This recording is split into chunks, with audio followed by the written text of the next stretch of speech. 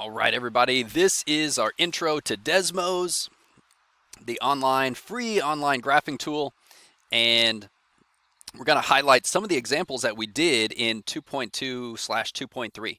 So here I am, of course, at Google, and I'm just going to type in DESMOS, and here this comes. If you click on the website, then you can start graphing. They also have a free phone app, which is kind of nifty if you want to use that. But I like the computer version. Okay, so here it is. So here's obviously the graphing area, and this is where you type in, anything. So if you wanted, y equals x squared, something like that, you can do that.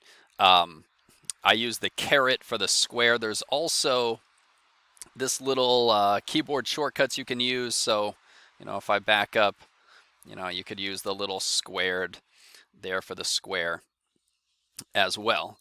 Although just a moment ago I used the caret. So you can do things like square roots. You can come here and type the square root, if you needed that. You can also type in SQR, and when you hit T, it'll know what you're talking about. And you can check out different features. What's pretty cool is zooming. So if you come over here to the graphing window, just click and zoom out with your mouse or your fingers if you're on a phone or a touch screen, that sort of thing. Okay, very nice. I just find things really vibrant, especially. I'm going to get rid of this, and I'm going to look at one of the functions we did, kind of the first hole that we encountered when we were trying to plug in and we got 0 over 0. So if I hit the fraction, I get this, and it was x squared minus x minus 6 over x minus 3. You guys may remember that from the lecture. Okay, so it turns out it's just this line. You would never guess that, right? But there was a hole at x equals 3. So I can graph the vertical line, x equals 3. And what's kind of nice is, that will just kind of show me where it's at. And one thing I can do, right, so there it's highlighting the red line, and it'll show you x and y coordinates. And when I get to right there to 3, it says that the red is undefined. Of course, the blue is not at 3. It's right there. If I can reach it, it's at 5. But the red, there's this infinitely tiny little hole, and it even shows a hole. So that's why, right, we got 0 over 0. But we realized the simplified version, y equals x plus 2, is now this green line, and they're the same graph, but now at x plus 2, of course, that hole has been filled in, and we can see it. So that's kind of cool to see graphically. Okay, so what else? So we did a few more. Hey, let's look at sine x. We can get rid of these, get rid of those. Let's look at, this was an interesting, y equals the sine of x over x. And I'll just graph and kind of zoom out. It's kind of this cool wave. It's got the sine wave, but dividing by x makes it shrink for large x values, positive and negative. We were looking at the limit as x approaches 0. And so there is a hole there, and we can kind of, easily zoom in, and we can see it here graphically. We did this one in a table, but graphically it's really nice. I can grab that, and it looks like it's approaching 1, but there's the hole at 1 itself. But the table, of course, confirmed that it is still approaching 1. And we can see that pretty clearly.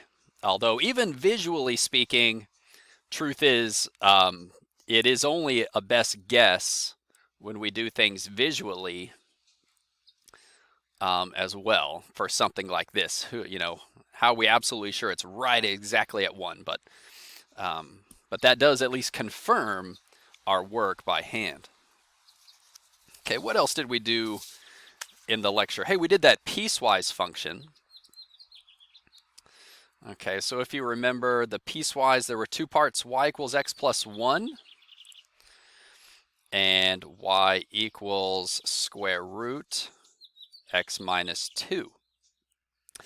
And the key moment was at 2. That's when it jumped from one to the next. So I'm trying to remember how you can tell Desmos only to graph for certain pieces, and you can see the full piecewise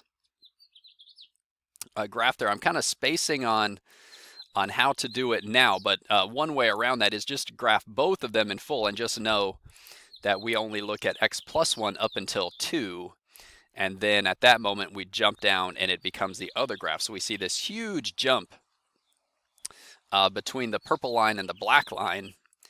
But what does that mean? So we looked at the limit as x approaches 2 from the left, and it turned out that it was 3. We can confirm that.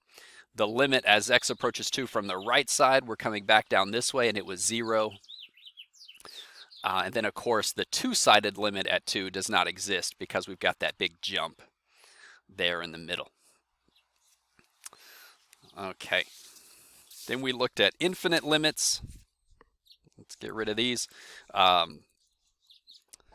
We saw this one, x plus 1 over x minus 5. There was a vertical asymptote at 5. We could even graph that vertical line if we wanted to. But of course the purple is the function. And so we were looking at 5 as it approaches 5 from the right side. And we can tell, yeah, that's going up and up and up to infinity. And that is what our table agreed with. But we could see that graphically now, which is kind of nice. Of course, we also had tangent. Tangent x. Whoa, okay. We were looking at how its behavior is around pi over 2. Pi is easy. Just type in the letters pi, and it knows what you're after, and it gives you the decimal. So we were looking at the left side at pi over 2, and there it is going up to infinity. Okay. Just after that, we looked at 1 over x squared. There it is, going up to infinity on both left and right sides of 0, we saw. And the big finale was the squeeze theorem. So I want to graph what we had for f of x, negative x squared. Let's graph what we had for h of x, positive x squared. And you see, hey, they're coming together at 0. Hey, what was that graph for g? It was x squared cosine. Oh, careful there. Cosine cos apostrophe, or parentheses, I should say. Just like that. Okay, now this is bizarre. I actually don't want it to be black. So if I go up here to that little settings, I can change the colors. If I click the color, how about orange? That will show off a little bit better, and then click done. Okay, so I've got all 3 of them.